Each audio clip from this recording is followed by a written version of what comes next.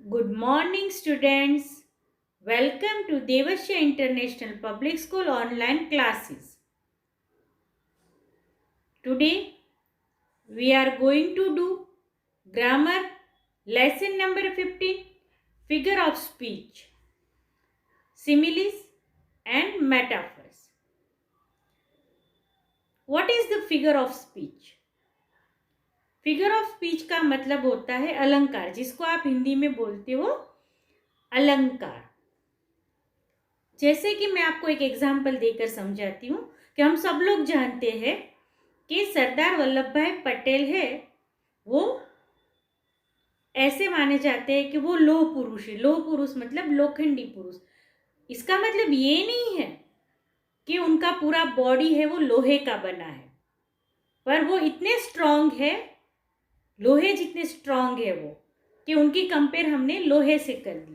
तो ऐसे जब कंपैरिजन करते हैं या किसी एक चीज को दूसरी चीज के साथ हम उसकी कंपैरिजन करते हैं तो उसके अलग अलग फॉर्म होते हैं। तो ये जो कंपैरिजन है उसको बोला जाता है फिगर ऑफ स्पीच। हमारे सिलेबस में जो 5th स्टैंडर्ड में है सिमिलिस एंड मेटाफोर, उसमें सिर्फ कंपैरिजन की बात है। तो अभी के लिए आप इतना समझ लो कि यहाँ पर हमें कोई एक चीज की दूसरी चीज के साथ कंपैरिजन करनी है। एक है सिमिली एंड एक है मेटाफोर्स। बहुत सारे फिगर्स ऑफ स्पीच है इंग्लिश लैंग्वेज में, पर हमारे सिलेबस में सिर्फ 2 ही है, similes and metaphors. So let start. Similes, similes जिसको हम उपमा अलंकार भी बोल सकते हैं। It is a figure of speech or a way of saying in which two completely different things are compared and are shown to be similar. The comparison is made using words such as, like. Simile को हम उपमा अलंकार बोल सकते हैं। It is a figure of speech. वो एक figure of speech है, जैसे कि मैंने बताया। या फिर ऐसा भी बोल सकते हैं कि अ वे ऑफ सेइंग, कहने का एक ऐसा तरीका है, इन विच, जिसके अंदर 2 completely different things, 2 completely different मतलब 2 अलग अलग चीज है, आर कंपेयर्ड मतलब एक दूसरे के साथ कंपेयर की जाती है, एंड आर शोन, एक दूसरे के साथ उसका कंपैरिजन किया जाता है और दिखाया जाता है टू बी सिमिलर, कि वो दोनों सेम है। The comparison is made, comparison दोनों की चीज में किस तरीके से दिखाया जाता है, using words such as, like. कौन से वर्ड? यूजिंग वर्ड मतलब वर्ड यूज कर दिखाया जाता है कंपैरिजन, एज और लाइक। यहां पर मैंने एग्जाम्पल लिया है, ही स्विम्स लाइक अ डक। तो देखिए यहां पर जैसे मैंने लिखा है कि दोनों के बीच में कंपैरिजन है। किसके बीच में? ही और डक के बीच में। दोनों क्या कर रहे हैं? स्विम्स मतलब स्विम कर रहे हैं। 3rd पर्सन सिंगुलर है इसलिए मैंने स्विम्स लगाया है। लाइक अ डक मतलब कि वो डक की तरह स्विम करता है। तो इसका मतलब ये नहीं है कि वो डक बन गया, पर वो डक की तरह स्विम करता है। मतलब डक जैसे एकदम आराम से इजीली करते हैं, वैसे वो भी आराम से इजीली स्विम करता है। तो यहां पर मैंने वर्ड यूज किया है, लाइक किया है वर्ड यूज। जैसे कि यहां है कि अगर लाइक वर्ड आया तो ये कौन सी फिगर ऑफ स्पीच हो गई? सिमिली हो गई। दूसरा एग्जाम्पल है, Jonty played violin as an expert.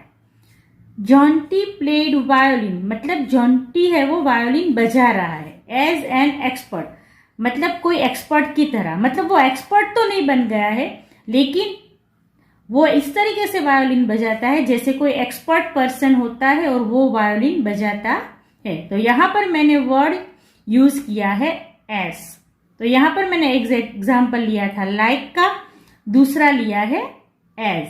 तो सिमिली फिगर ऑफ स्पीच में क्या होता है? 2 के बीच में कंपैरिजन होती है। यहां पर कोई लड़का है और उसकी कंपैरिजन हुई है डक के साथ। दोनों की किस बाबत में कंपैरिजन हुई है? एक दो अलग अलग चीजें, पर उनकी कंपैरिजन हुई है स्विमिंग में। यहाँ पर जॉन्टी है और कोई एक्सपर्ट है, यहाँ एक्सपर्ट का नाम नहीं है, पर कोई एक्सपर्ट के साथ, पर दोनों किसमें कंपैरिजन किसके थ्रू हुई है? वायोलिन के थ्रू। मतलब दोनों वायोलिन बजाते हैं, मतलब जॉन्टी इस तरीके से वायोलिन बजाता है जैसे कोई एक्सपर्ट। तो यहाँ कॉमन चीज है वायोलिन। तो ये है हमारी simile figure of speech. Now metaphor. It is a figure of speech wherein a comparison is made between objects without using words such as and like. It states that a thing or a person is another thing or person. Of course, we don't have to treat this as the truth. A metaphor is used only to bring out the similarity between the two people or objects compared. Metaphor है वो भी एक figure of speech है wherein a comparison is made. इस figure of speech में भी क्या होता है? कंपेरिजन होता है बिटवीन ऑब्जेक्ट्स, ऑब्जेक्ट के बीच में कंपेरिजन होता है विदाउट यूजिंग वर्ड्स। वर्ड्स का यूज नहीं करते, विदाउट यूजिंग मतलब यूज किए बगैर। सच एज एंड लाइक, जैसे सिमिली में हमने एज और लाइक का यूज किया था, यहाँ पर एज और लाइक जैसे वर्ड का यूज नहीं होता है। It state that a thing और a person is another thing और अ पर्सन। इट स्टेट्स मतलब इस तरीके से बोला जाता है दैट अ थिंग, कि थिंग और अ पर्सन कोई चीज है या कोई इंसान है, इज अनदर थिंग ये वही कोई दूसरी चीज है या कोई दूसरा इंसान है, पर्सन है। Of course we don't have to treat this as the truth, लेकिन हमें ये नहीं करना है कि वो फिर वो इंसान या वो चीज है वो जिसके साथ कंपेयर की है वो सच्ची हो गई है। A metaphor is used only to bring out the similarity between the two people or objects compared. Metaphor में क्या होता है कि वो ब्रिंग आउट करती है सिमिलैरिटी बिटवीन टू पीपल और ऑब्जेक्ट्स कंपेयर। जो दो चीज या दो लोगों की कंपैरिजन हुई है उसमें जो सिमिलैरिटी है वो ब्रिंग आउट करती है। तो ये बन जाता है हमारा metaphor. Sudha's voice is velvet. Velvet का मतलब क्या होता है? एक मटेरियल होता है जो बहुत ही स्मूथ और सॉफ्ट होता है। तो सुधा's वॉइस इज वेलवेट मतलब सुधा का वॉइस है वो वेलवेट का नहीं है, पर वेलवेट की तरह स्मूथ है।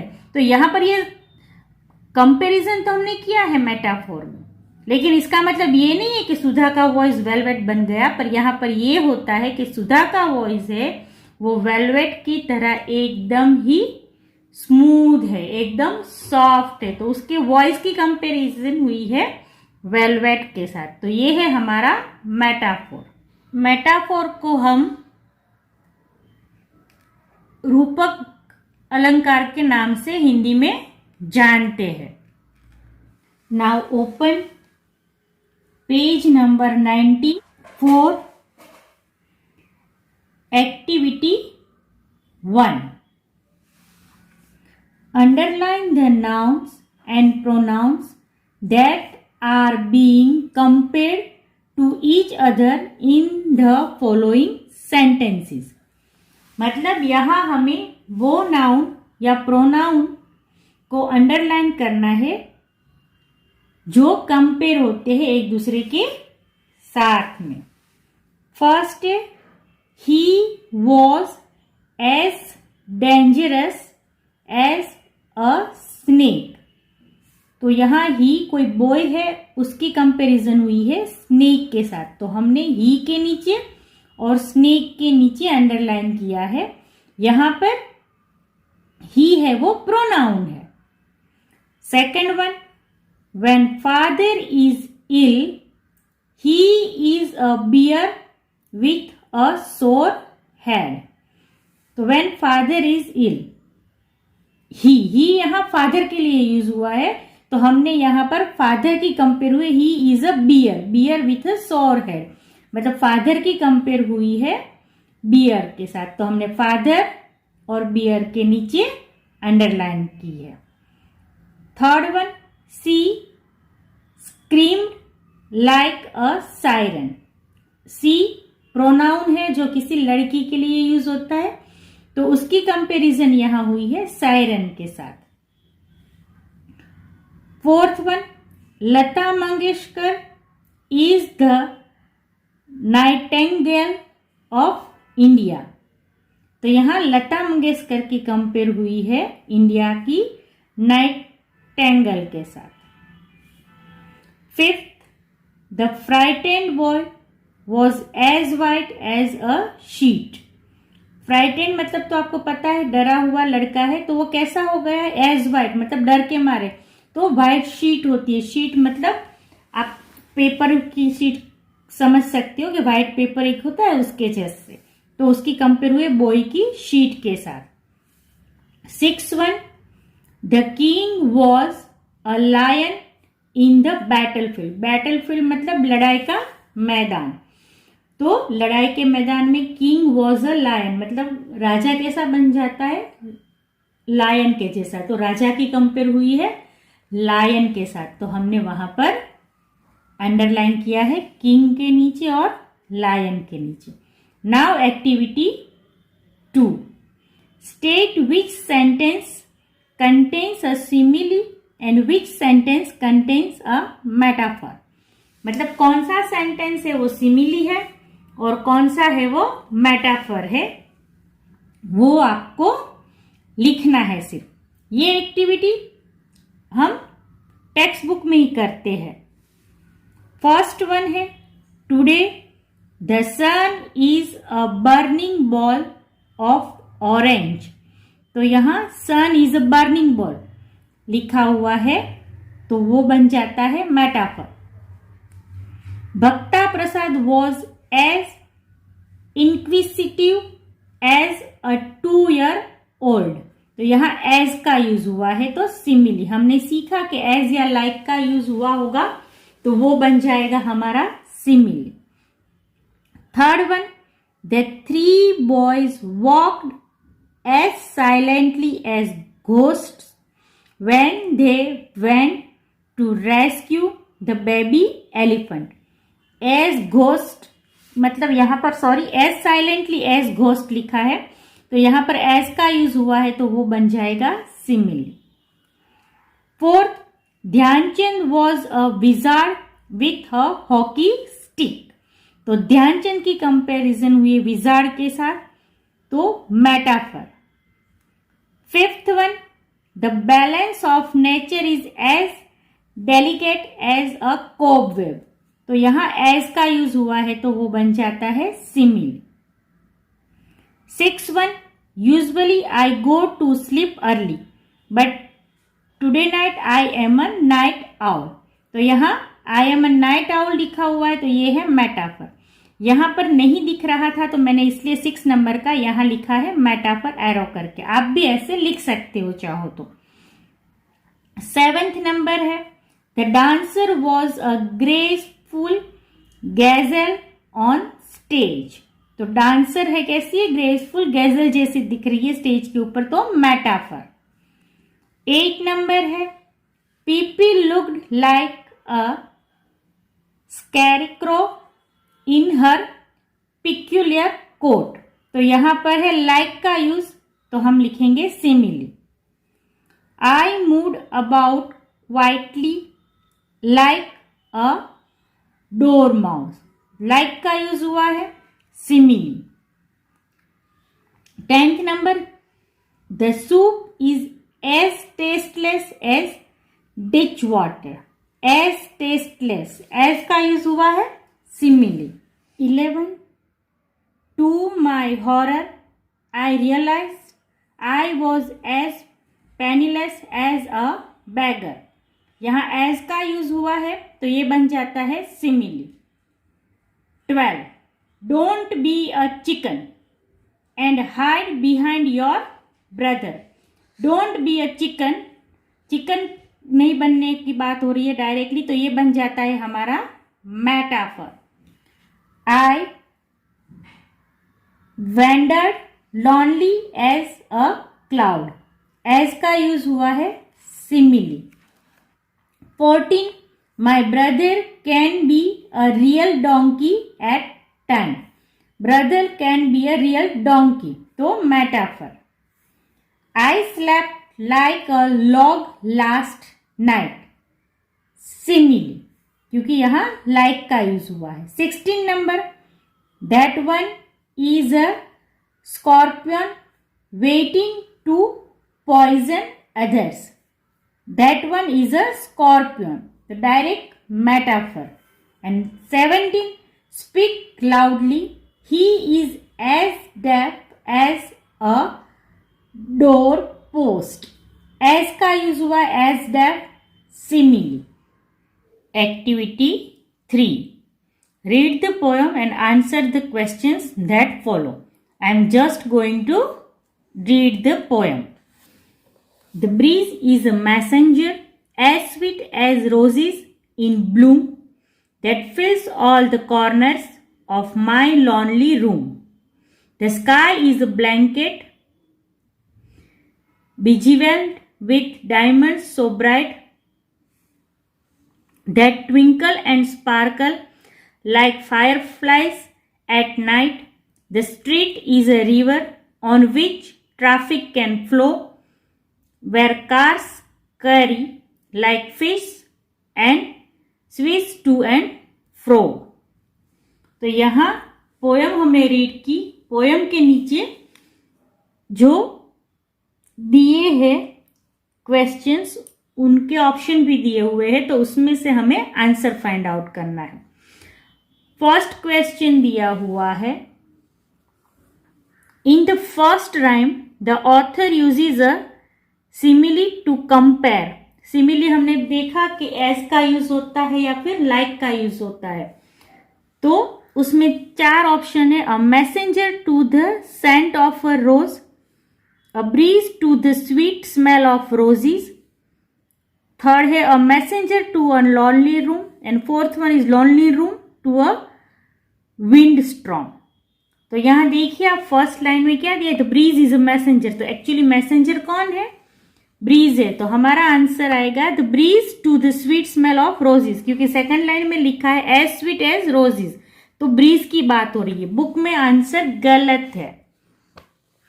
सेकंड वन है, which of this is not a metaphor. Metaphor कौन नहीं है, the breeze is a messenger, the sky is a blanket like fireflies at night, the street is a river.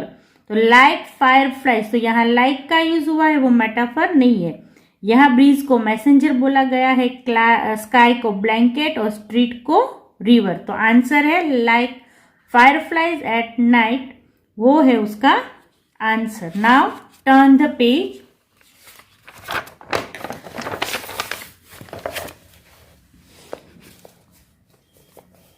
Third one है, how does the author use a simile in the last rhyme. तो last में कैसे किया है, to compare the street to a river, to compare cars to fish, to compare stars to fireflies, to compare roses to traffic. तो last line में compare किया है किसको, कार को फिश के साथ।